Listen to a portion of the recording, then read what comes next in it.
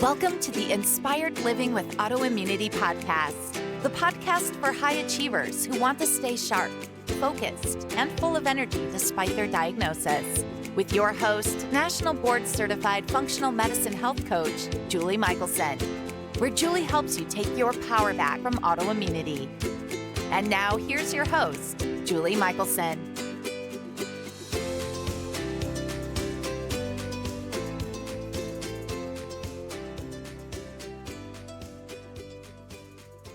Welcome back to the Inspired Living with Autoimmunity podcast. I'm your host, Julie Michelson. And today we're joined by Erica Ziel, functional diagnostic nutrition practitioner, board certified holistic health coach, personal trainer, Pilates instructor, deep core and pre and postnatal exercise specialist. Erica is on a mission to help women live a healthier, active life, pain-free, and heal their bodies through movement and breath work. In today's conversation, we explore how movement should be nourishing your body, not punishing. And if you experience pain, it may not be coming from where you think. Our fascia is our body's superpower, and we can change the way it functions at any age. So welcome to the podcast.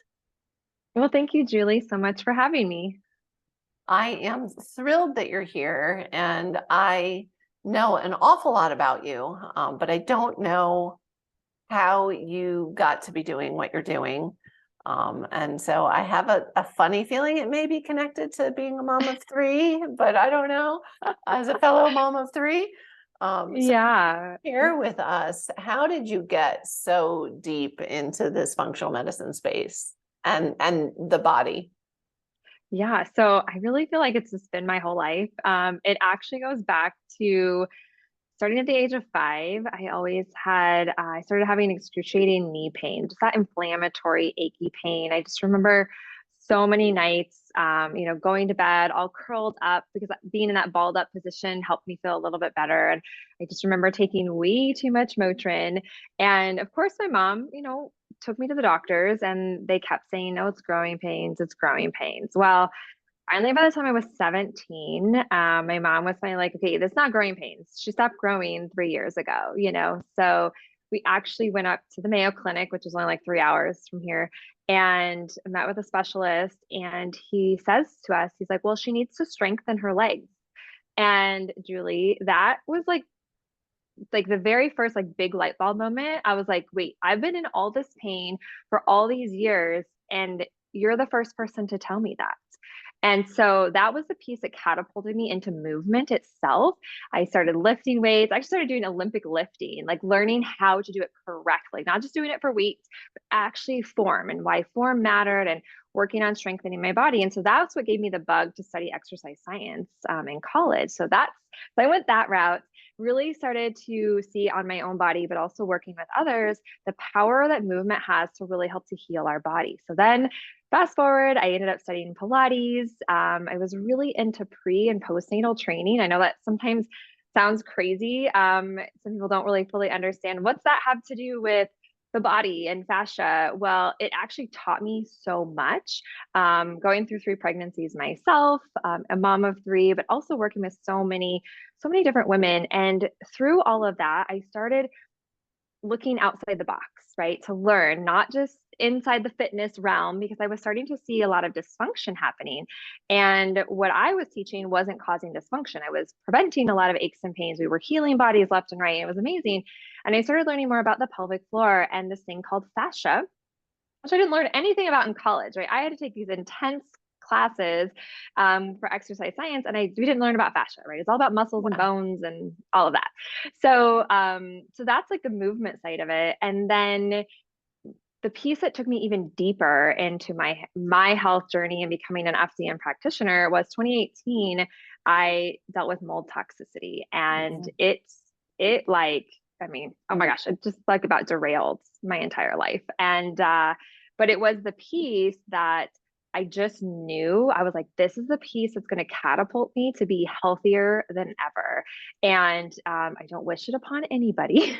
But my husband and I even say today, we would go back and do it again because of what just everything it did. It brought us closer. It Amazing. ultimately led me to learning more about the body to a deeper level. And so, yeah, so I love helping people heal their bodies. I And love that. movement is such a key piece.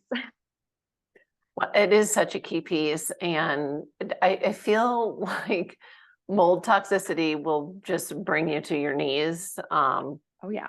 And it appears so different in everybody, right? It's so opportunistic. People say, like, what are the symptoms? I'm like, well, name a symptom.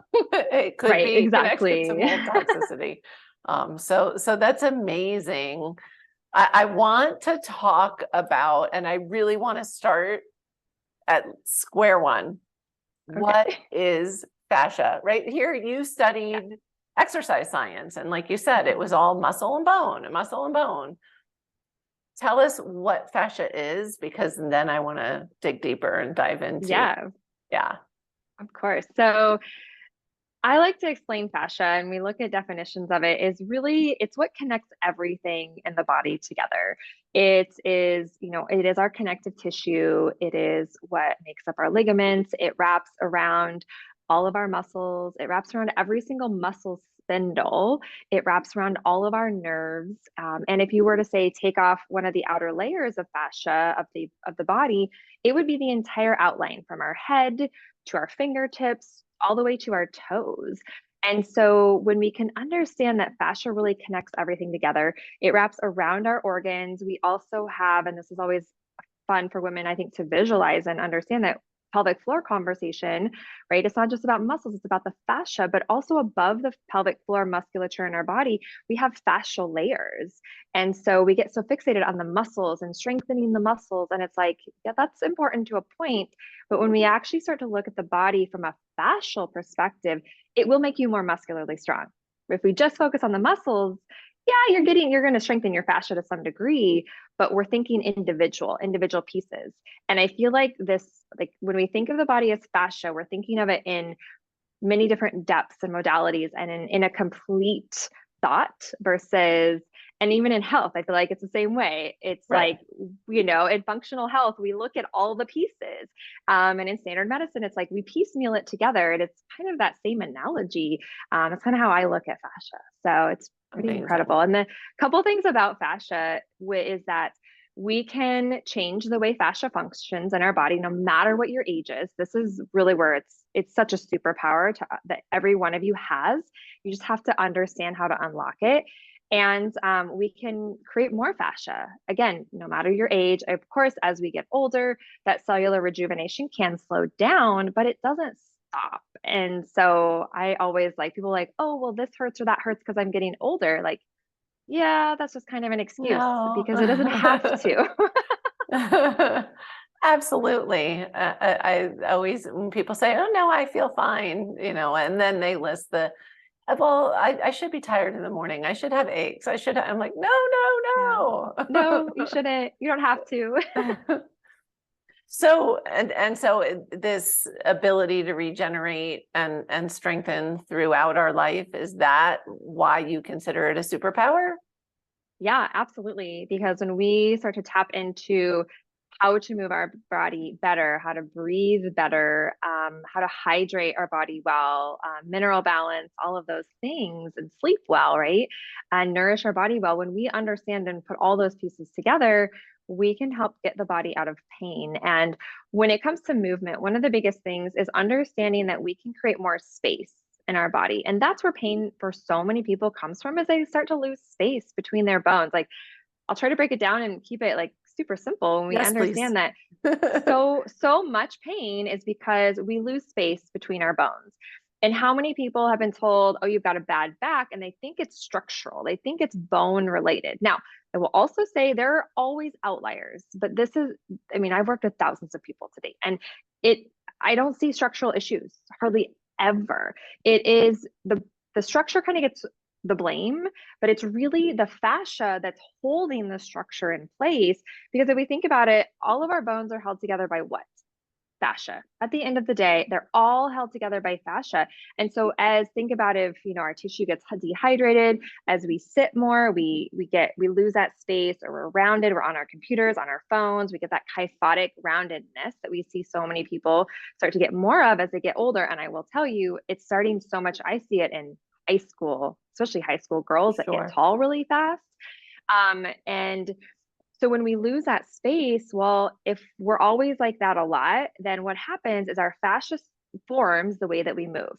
So if we're sitting a lot and we're rounded a lot, the fascia is going to get tighter in that position.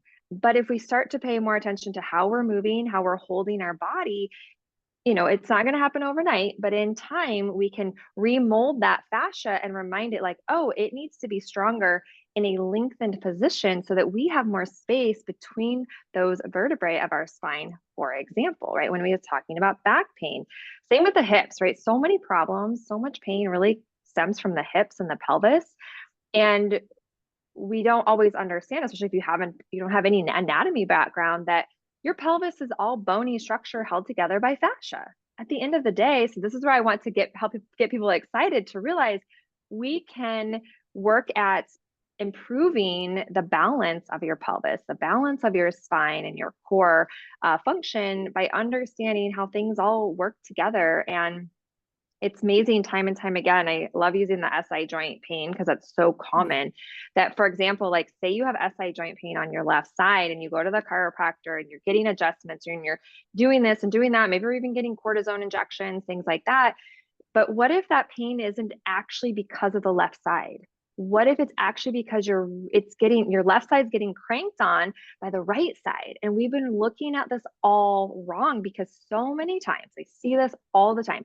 Where we feel the pain is not the root cause of the pain. Yes, you have pain there. I'm not negating that there isn't pain in that left SI joint, for example, but it really could be that the right side of your pelvis, maybe you're around your hip capsule, that ball and socket joint, maybe you're really restricted around there on the inside of that hip bone or the pelvic floor on that right side, and it's just causing an imbalance. Maybe that whole right side of your pelvis is shifted forward, and because it's all bony structure held together by fascia, and not a one of us has perfect alignment. And it's not about having perfect alignment, but it's about being able to move your body pain-free. That's where I always want to get people. So we have to start looking at movement differently, looking at our body differently so that we can understand how to approach it and how we many times need to change the way that we're moving our body, change the way that we're breathing, change our fitness routines, things like that. Oh my goodness, so many things I want to dig into. I want to touch on first, because it caught my attention when you said it the first time. And I feel like what you said just totally reinforces, especially when you're talking about back pain. If you take 100 people and you do an MRI, you're going to see a lot of structural issues.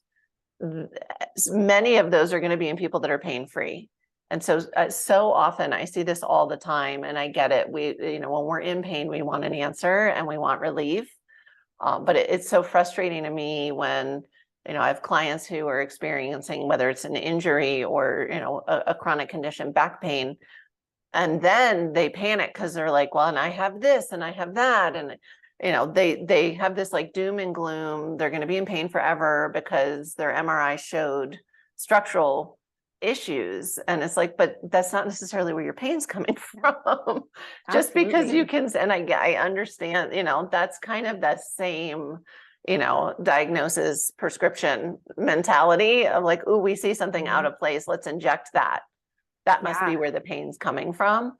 So I love that you said it. And I actually just recently went through, I'm not even totally on the other side yet, an SI issue, which is so not my norm. And that's exactly what it is, was the compensation problem. I know, for me, the pain was on the right side, but the issue's on the left.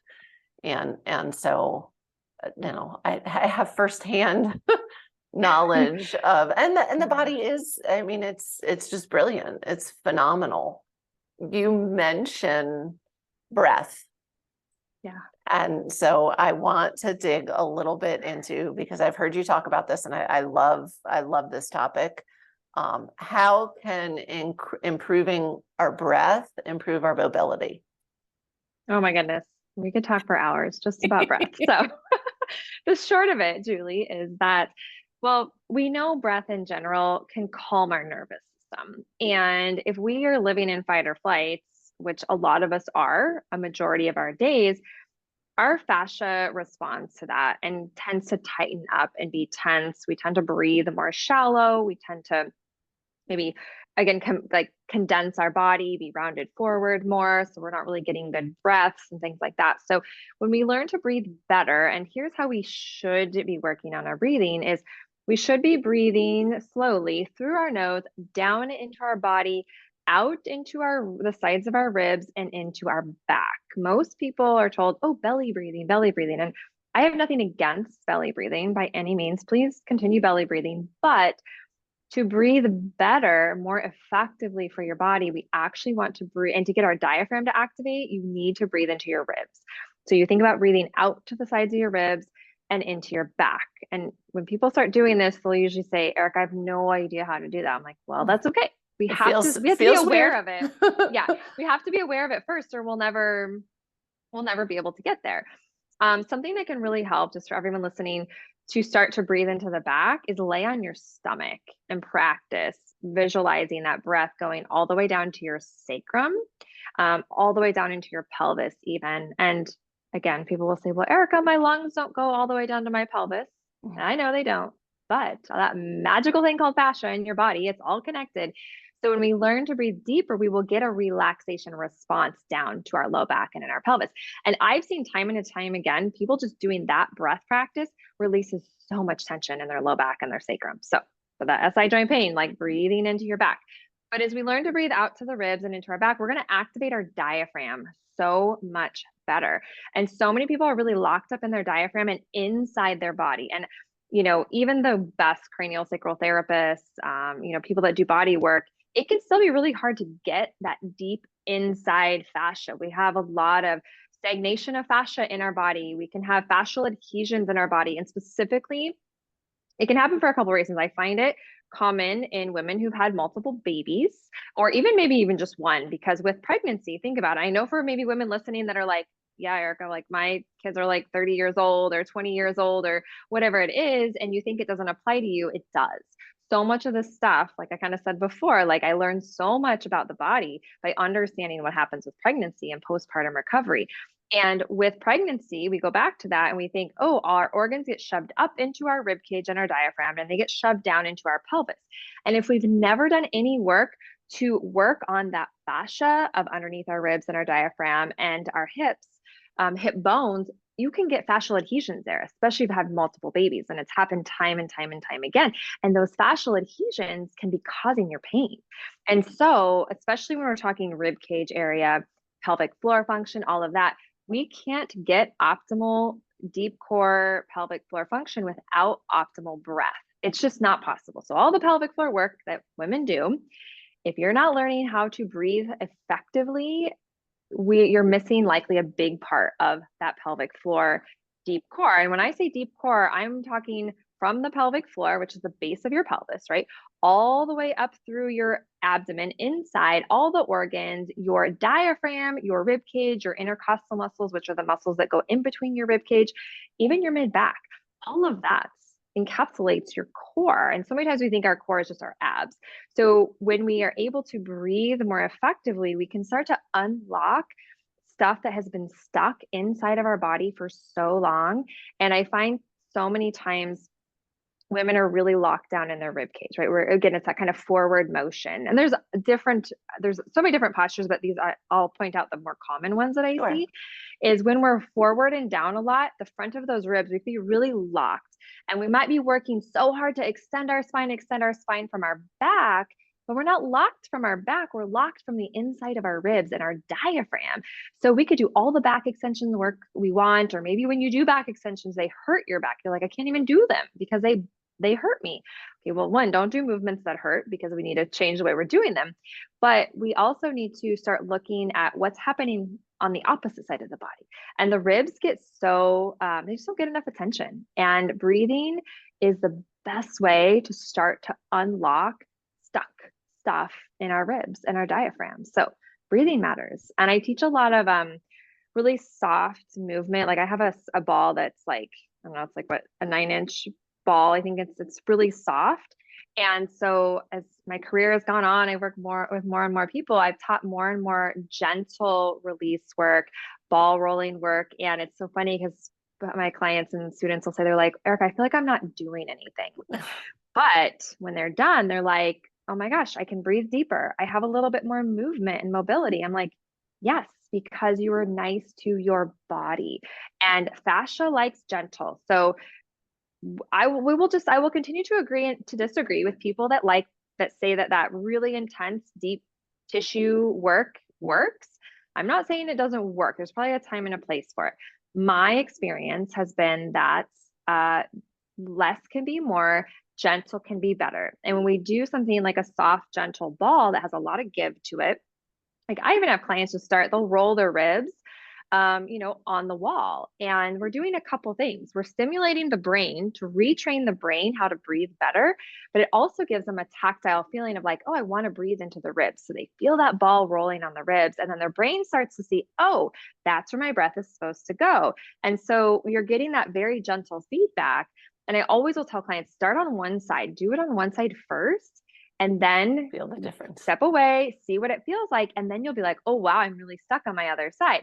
Then you go balance it out. And so we've got to get away from this thought that everything has to be like, go hard or go home. You have to be working up a sweat. I have to feel the pain. That, again, there's a time and a place for a hard workout. But if we're dealing with health issues, we've got pain in the body because we've got massive inflammation, we really need to be working on these tools and techniques to get into our fascial system, to work on our breathing, things that are gentle and really nourishing our body. I'm really a big, like scream this from the mountaintops about when we're doing movements, it should be nourishing for our body. And we should never be using it as a form to beat our body up, to burn the calories, to lose the weight, things like that, because that just leads us into more fight or flight and restriction. And when we look at our movements and we focus on breathing forward, like how are we breathing when we're moving? I initiate every single move I teach my clients with a cue of how they're breathing. And in the beginning, you're probably all backwards, and that's okay. We all have to start all sorts of doing things wrong and backwards to eventually get there, because it's not just training your body. There's a lot of brain training involved with starting to really incorporate breath with our movements, and being gentle with our movements, and articulating through our spine and doing all these different things that are so many times so foreign to us when it comes to movement and exercise. Amazing. And so if somebody's just starting, so someone's listening and they're like, oh, I'm going to start by lying on my stomach, and I'm going to take intentional breaths. Is there a magic number, how often, how long, where do you start people so that they can really start to move the needle? So, if you can do it daily, that's ideal. A really good time to practice it, honestly, is at night when you get into bed, because then our body, we're calming down, right? We're moving into that time of like our body should be calming down. So it's a really good time to practice that back breathing when you get into bed. Just roll over onto your stomach. I don't have a magic number as to how many to do, but maybe you find it takes you 10 breaths and then you start to feel something open. But as you do it more, you'll start to get it on breath 5, and then breath 2. And then before you know it, breath 1 opens it up. It is really where are you at with your body? And so it's very, very individual, but I can't stress enough the importance of consistency. Starting to take little things and apply them to your movement on a daily basis. Even as simple as start to bring more awareness to your posture. That is huge, because we can do all the right movement practice, and if we're not working on our posture during our day, paying attention to how we're sitting, then our breath is going to be more shallow, which then means we're going to be likely more in fight or flight. And then the movement practice you're doing is not going to be as effective. So everything I teach, I'm always reiterating to my clients is that what you're learning from me, I don't want you just doing it when you're doing your movement practice. You need Right. to take those concepts and apply them to your daily life, how you're sitting, how you're moving, if you're carrying children, groceries, walking up the stairs, like it's all of it. It's a new way. We have to start looking at it really in a new way. And it's almost going into it thinking like, okay, everything I've ever learned about movement and fitness, Backwards. I'm just going to like kind of wipe the board clean and we're going to start over. And I'm telling people that all the time when they enter my world because they're like, wait, Erica, so much of what you teach is like the opposite of what I've been doing my whole life. And I'm like, yes, but that opposite of what I teach is why people are in pain. So we have to remember if we want different results, we have to change the way that we're doing Amen. And it's the same, it's with movement, it's with nutrition, it's what you and I, these are the conversations we have all day long. things. Exactly. Yeah. Oh no, fat is bad. No, it's not. So I'm thinking about, I started this podcast because it was so impactful to me in the beginning of my healing journey when I would listen to podcasts and I would either get inspired, get information, or, learn, and I'd try this and try that. And so I'm like channeling myself 10, 15 years ago, listening to this conversation. And I think the thought that would have been going through my head is, well, this is really interesting, but I have rheumatoid arthritis, which is, affecting my joints. And so she sounds smart, but the fascia thing isn't going to help my pain. Go.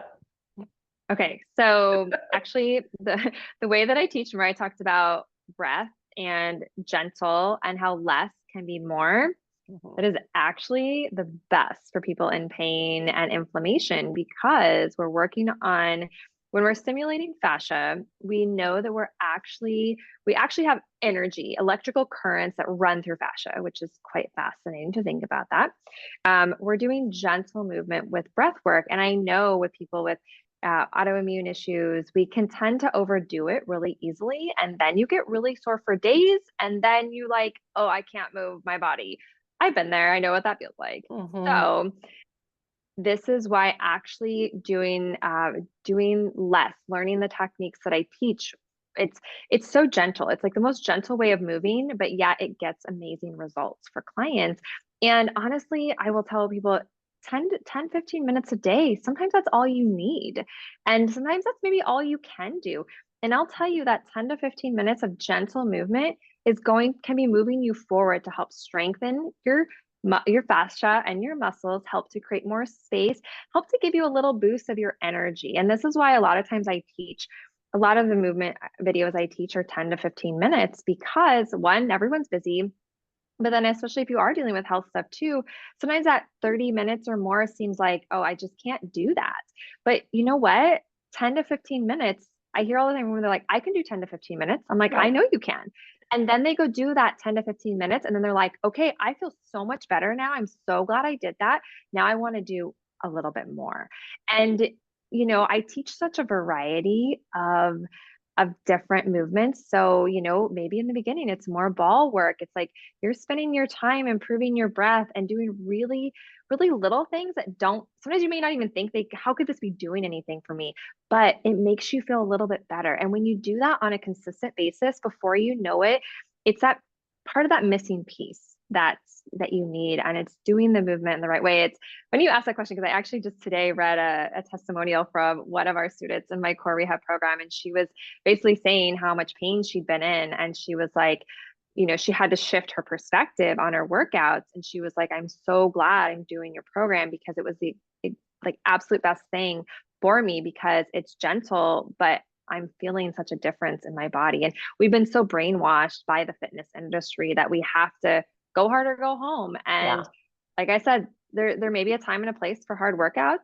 I'll do a hard one here and there, but I also know I also have to be careful not overdoing it as well. And so I'm doing my movement stuff all the time because it's what makes me feel good and keeps my bones from getting out of place and prevents pain. So Yeah. And I, as you know, was playing devil's advocate. I know you because are. I want, it's part of that changing the conversation and shifting perspective. And I always joke, people think that when, I'm working with a client as a health coach, I'm getting them to exercise more. No, for the most part, my autoimmune clients, especially, they're totally overdoing it. They're doing it all wrong and driving their inflammation. And I will say for listeners, literally, if you just do the breath work, you will, it's not just, even if, and I chose, RA intentionally because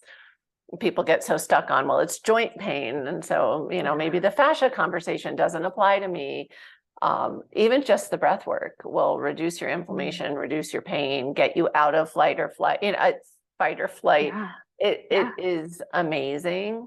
And I just love that you are just, having this conversation of really changing our perspective. We need to be on the same team as our body. And I know that especially when people are living with chronic pain, whether it's from autoimmunity or not, we do tend to kind of try to separate ourselves from our body, and we get frustrated, and we need to realize, like, you can being kind and gentle is how you're going to make the progress. So I love that message. Like, really, it should be in all caps.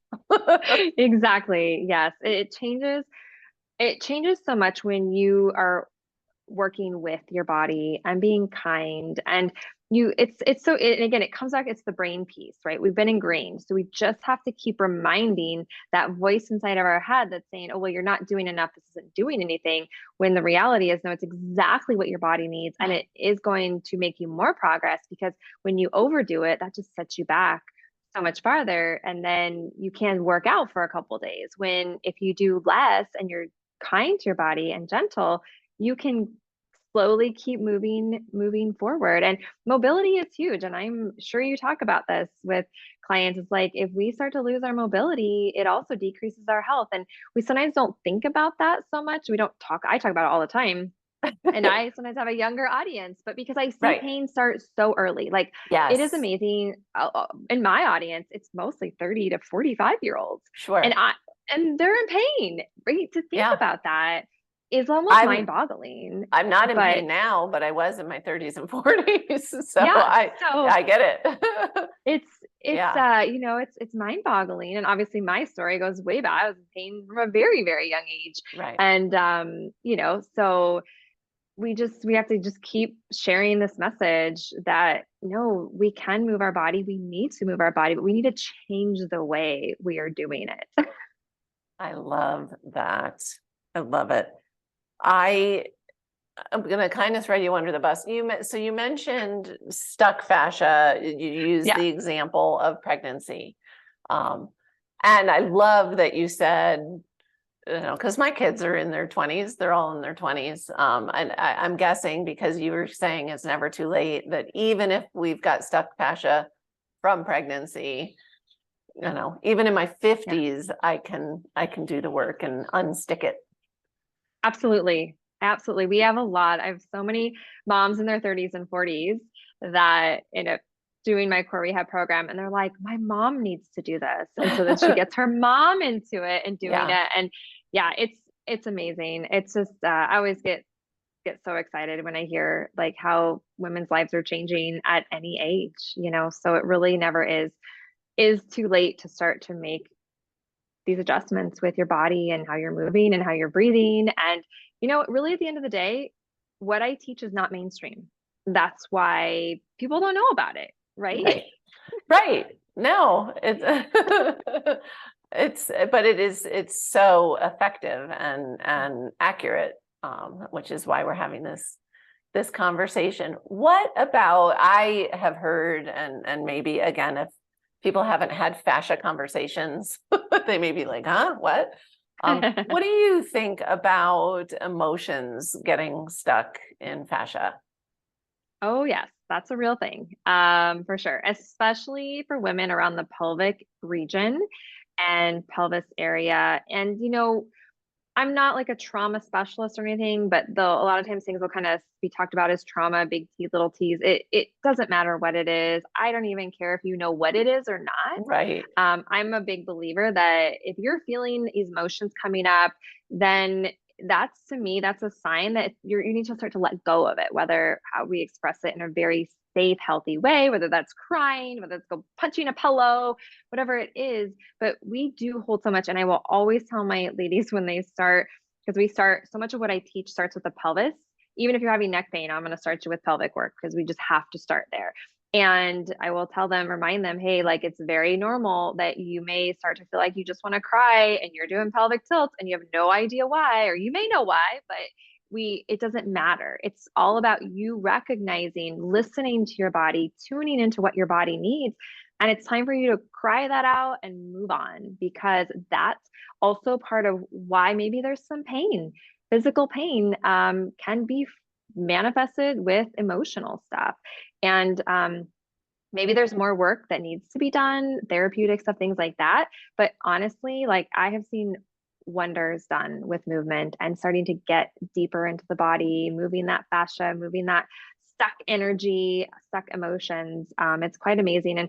And because again, I do work with so many, moms, there will be conversations and all of a sudden I'll kind of have that conversation, like I just said, in one of my group calls, and a mom will be like, oh my gosh, I didn't realize I was holding on to so much from, say, the birth of her last child. She's like, even though it went fine, it didn't go as planned. And I held that against myself. Like it could be as simple as that. Like it doesn't have to be anything bad. And I think so many times we think, well, it has to be something really bad. And it's like, no, it's all about how your body perceives it.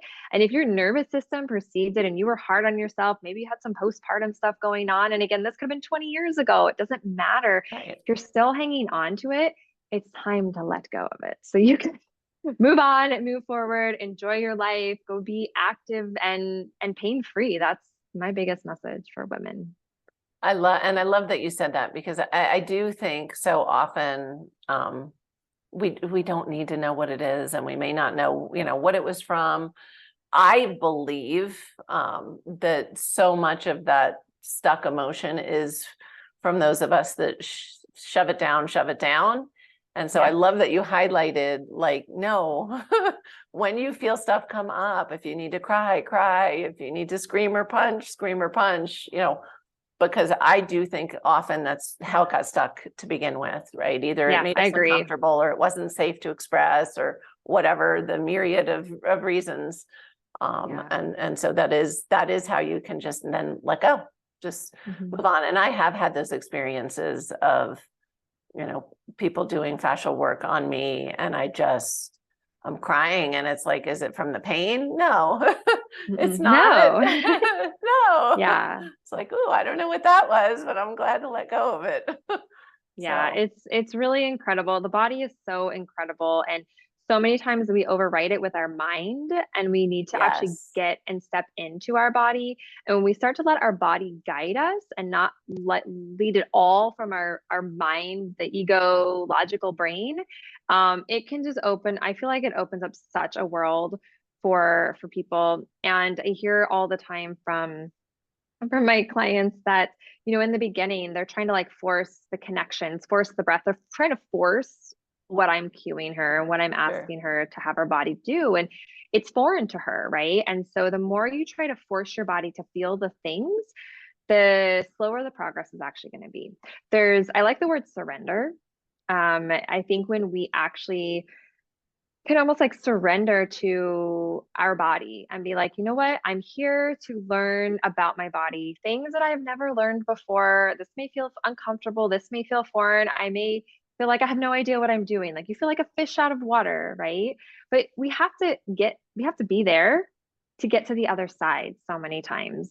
And when we actually do that and we move a little bit slower, we take our time working through the program or whatever you're doing, then it's amazing how all of a sudden there'll be days where you're like, oh, I felt something new today. Like something woke up inside my body, or, oh my gosh, I can breathe a little bit deeper today, because we're not forcing it. when we're trying to force the results, and I feel like this is true for anything with health, right? Yes. It's sometimes it's like it's trying to knock at the door and we're like not listening. Instead, we're trying to force our way through the healing journey. And we have to almost have this place of surrender, whether it's with movement or other things. And I definitely felt that when I went through mold for sure. There was definitely a big surrendering thing I feel like I had to do to be like, hey, what am I supposed to do now? What am I supposed to learn? Whatever. And it's so true with this type of movement. And when you do that, I hear all the time from my students will be like, Erica, I finally truly listened to you the third time through. And you know what? Oh my goodness. Like she's like, my whole world has changed. Yeah. She's like, but the first time through, I just wanted to get the results. And I did get results, but then, and so I try to speed it up for people. Like, don't wait till the third time you go through. Like, do it right away. Start at the beginning of being more open, but it's so foreign to us because we live in this go, go, go, get the results yesterday. And that's not what our bodies were designed to do. And I'm the first person to say, yeah, I'd love to have results yesterday. Sure. But I also know because of the work I do, the stuff I've been through, I'm like, we're on the journey. You just have to almost think of it as a journey. And, in some aspects, there is no destination. It is the journey we are on, and it continues to evolve. And I'll even say too, like there'll be an exercise that I do today that I've been doing for 20 years. And I'm like, I feel it so much different today than I did even 3 years ago. And I've been doing this forever. And it's just this, we have got so ingrained of like, okay, we're here. We want to do this program. We want to get these results and then we're done. And it's like, no, there's no getting done. There's no done.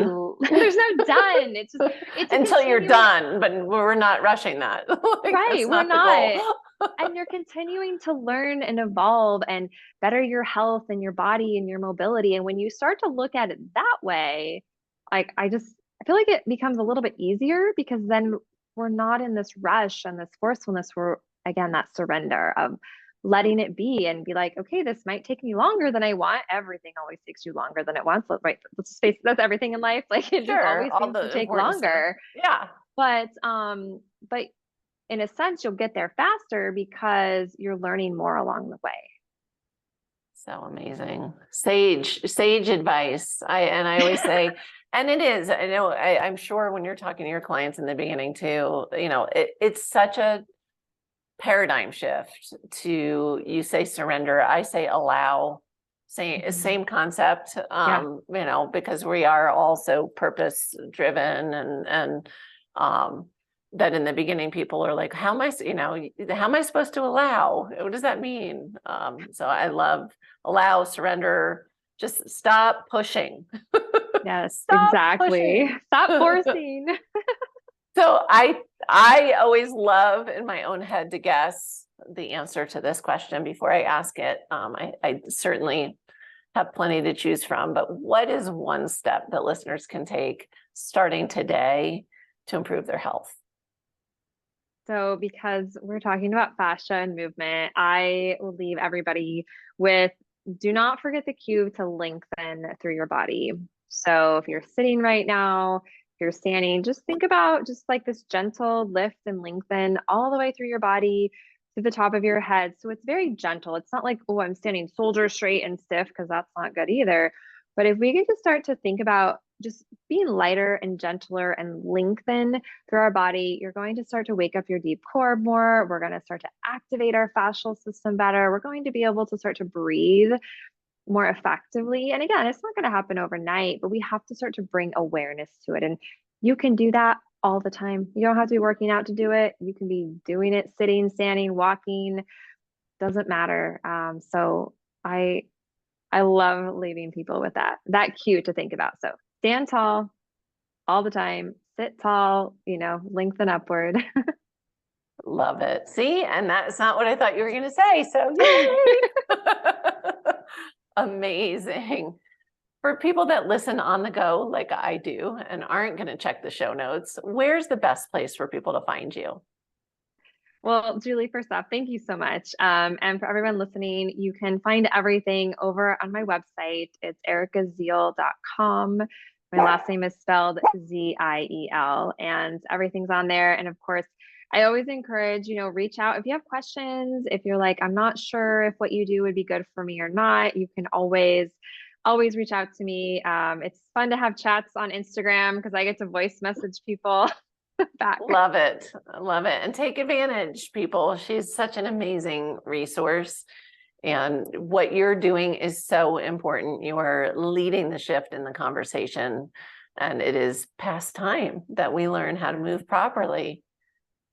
Thank you so much, Julie. Erica, thank you. You have shared amazing gold with us today.